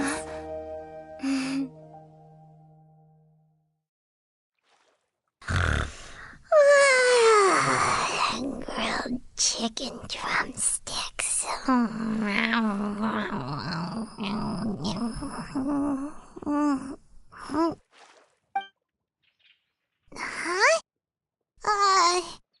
Was Paimon sleeping just now? Oh, Paimon wasn't talking to you. Paimon had a dream about eating grilled chicken drumsticks, that's all. Madam Adeptus? Oh, Shuyu, you're awake. How do you feel? I feel a little better. Thanks. I know I'll see Granny again someday, so I don't feel so sad anymore. Madam Adeptus, could I ask you something? Would you take me in as a disciple? Oh, and have you reasons for this sudden interest? I know Granny thought what she did back then was wrong. She felt really bad about it. But without that mistake, I would have never been born. Even though Granny lost her memories, she never forgot to show me how much she loved me. So, I thought maybe one day I could become a cool Adeptus like you and help a whole bunch of people, just like Granny wanted to do. Upon some reflection, one supposes you are no mere mortal. The fact that Yuendai's blood flows through your veins is proof enough of that. If this is what you desire, one shall make it so. Thank you so much, Madam Adeptus. No, I mean, Master. Shuyu, are you sure about this? Paimon's gonna let you in on a little secret. We've seen Cloud Retainer's 2 other disciples, and they pretty much eat nothing but bitter herbs like Genshin and violet grass.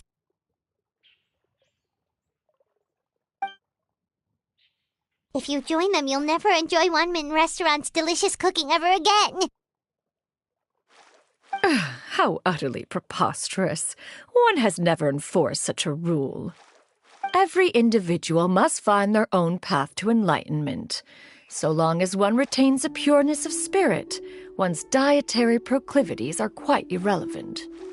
Well, you say that, but Paimon's not seeing any tasty treats up here now, is she? Although Mount Outsong is rich in natural beauty, its location does preclude access to certain finer mortal comforts. That is precisely why one plans to relocate to Liyue Harbor. Shuyu shall have the honor of becoming one's first disciple in the human world. Whoa! You're leaving Mount Outsong? One has never concerned oneself with the location of one's residence. From the very beginning, one has sought only solace and peace. Yet in the end, all of one's disciples ended up in Liyue Harbor. Ganyu, Shenhe, Yuendai, they all chose a life among the mortal world. One has reflected on this fact for many years now. One can only assume that it is due to some failing on one's part as an elder or master. A failing, perhaps, of recognizing what it was they truly wanted. One is most curious as to what aspect of Liyue Harbor could have enticed them to remain there. One could hardly offer an opinion on the matter, but perhaps some time in the harbor will prove instructive. Why are you all so silent? Paimon that's all. So, does this mean we can grab a meal together in Liyue Harbor sometime? One has precious little time to squander. However, if one finds oneself otherwise unoccupied, one would not be opposed to the idea. One will be assuming the identity of a human while residing in Liyue Harbor. You should take care to avoid disclosing one's true identity. Don't worry, we'll help you keep it a secret. So, when can we expect to start seeing you in the city? Perhaps in 2 days' time. One has some matters to see to before one's departure. Preparation is the key to success, after all. One plans to put up various items from one's collection for sale. The earnings should provide for a comfortable living in Liyue Harbor. One has already picked out a handsome property near Chuhu Rock. 'Tis no small purchase, but what is mortal life if not one expense after another? Seems like you've really thought of everything. Then how about we meet up in Liyue Harbor in 2 days? A sensible plan. See you then. Oh, also, why don't you take this suspensus somnium mechanism as a souvenir? Anytime you should feel ill at ease in the future, you may try quieting your mind and sitting in meditation as you listen to its melodies. It might help you find a new perspective. Awesome! Thanks, Cloud Retainer! Hey, didn't we promise Shincho that we'd tell him what we found out? Should we make a trip to the Feiyun Commerce Guild? It's totally up to you.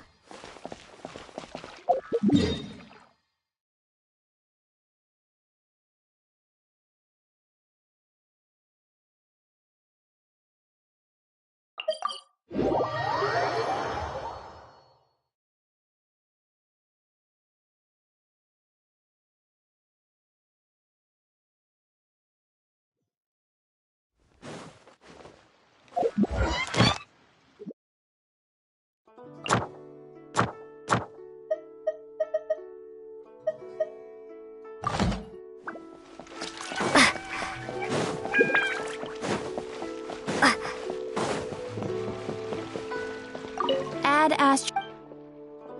Thank you for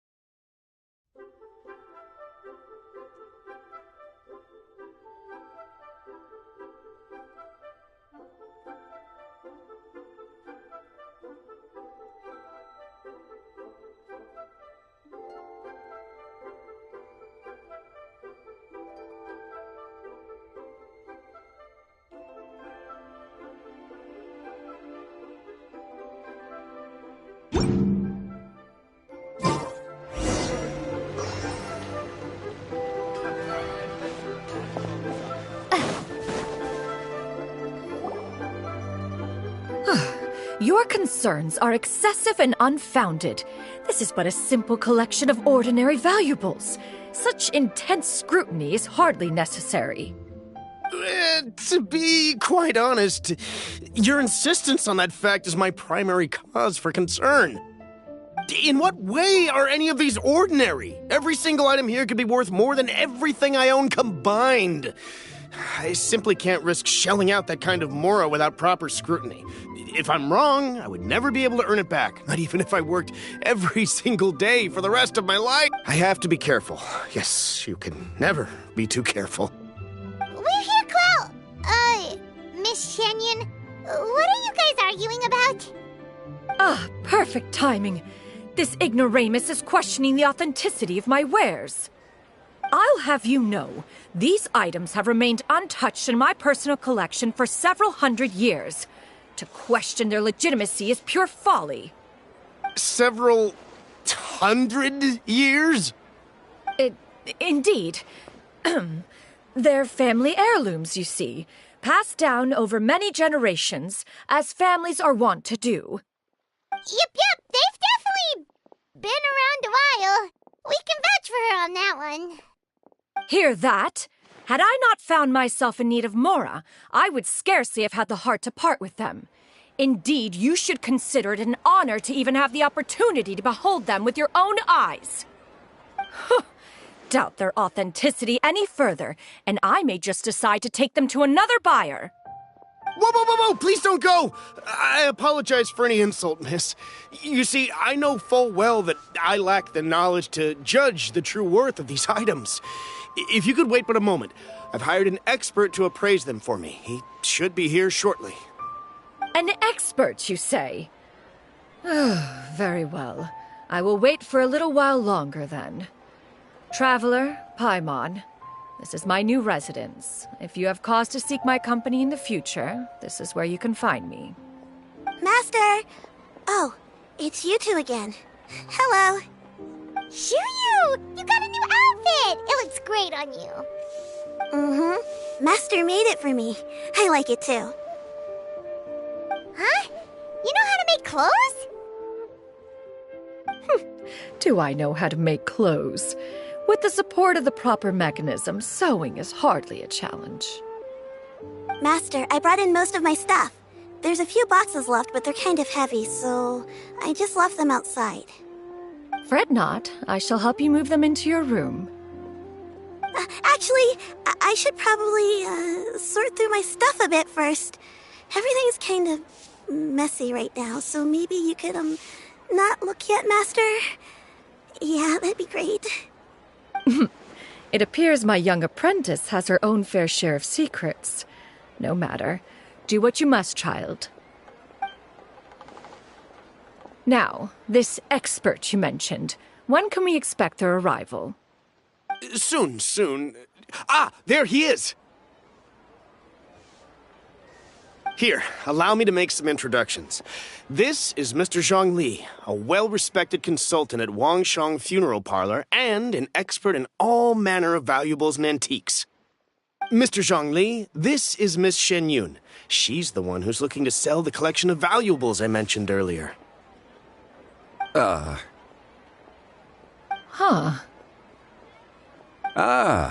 If it isn't Miss Shenyun. It has been quite some time since our last meeting. What a serendipitous reunion. Indeed, most serendipitous. Have you been faring well as of late, Mr. Zhongli? Quite well, thank you.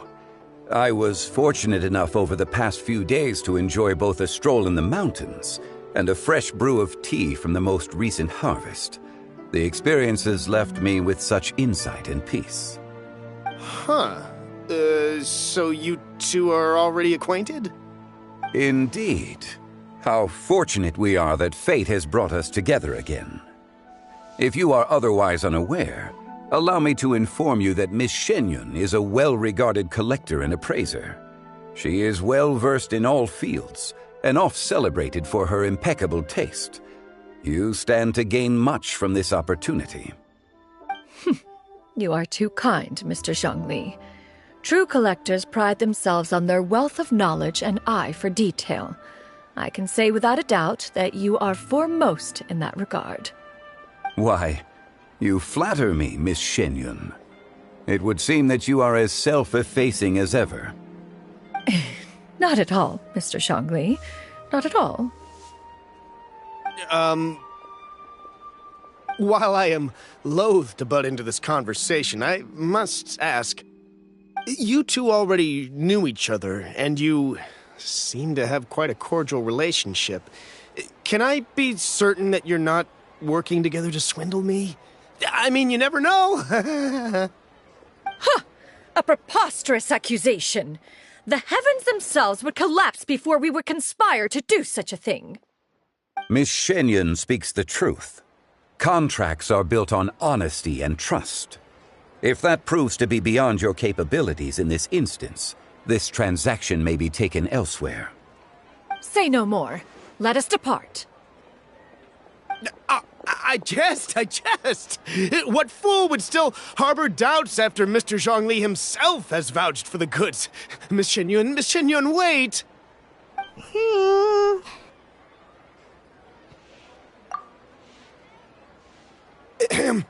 I deeply apologize for doubting you.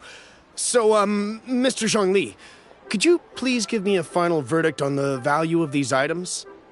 There is no cause for concern.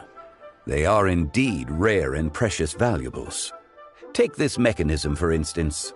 Though one may not immediately perceive its purpose, its structure and appearance are exquisite enough to merit it a place in any fine home.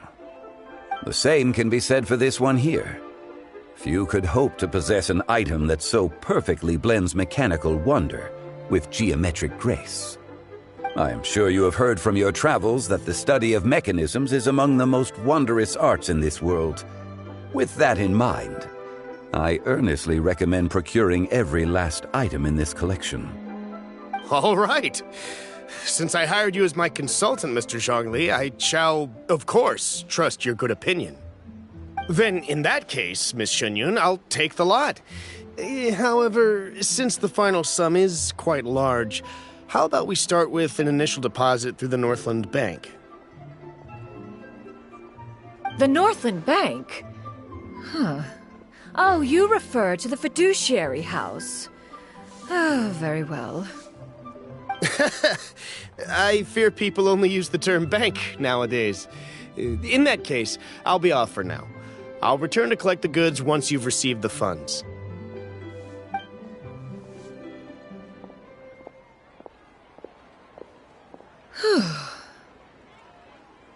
Zhongli! My friends, have you been doing well? We've been great! How about you? Paimon didn't know you were such a busy consultant! My days have been quite pleasant as well. I had been quietly enjoying a cup of tea when Mr. Xiaozu requested my services. As for you, Miss Shenyun, I presume you must be looking to settle in the city? I must say, the name Shenyun sounds exceedingly strange coming from you. Perhaps you could dispense of that particular epithet in further conversation. Whatever for.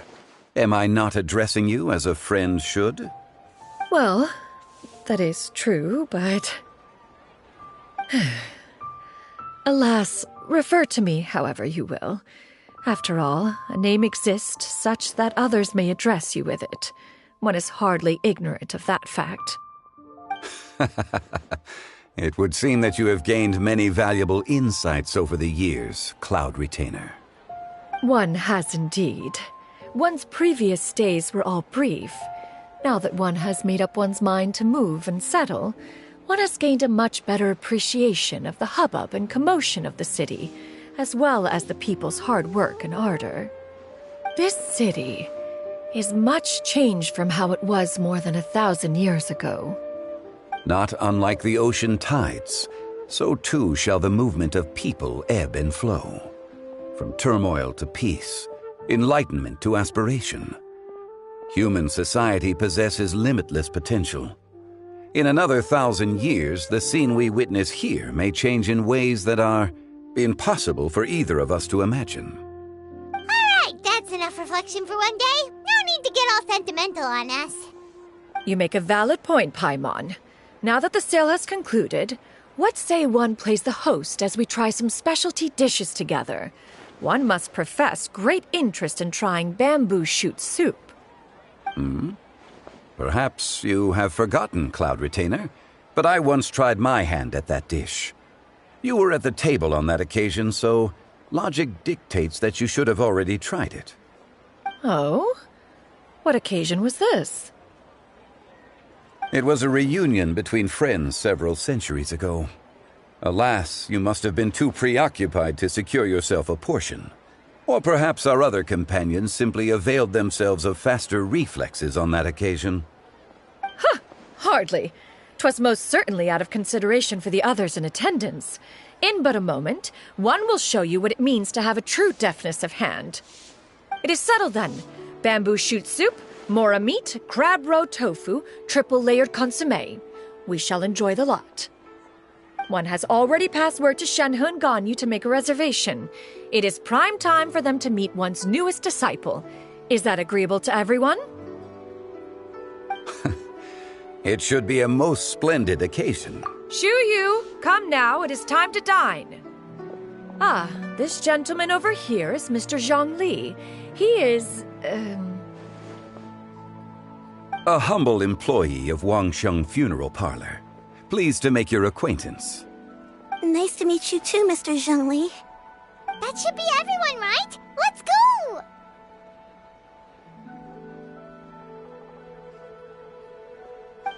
Sounds good. Actually, Master, have you ever tried Adeptus' temptation? I heard it's impossible to stop eating after even just one bite. You know, 'cause it's super tempting and stuff. Is that true? That sounds rather implausible. Although with the right preparation, certain dishes can be too delicious to resist. Huh? Why are you all walking so fast? Hey, wait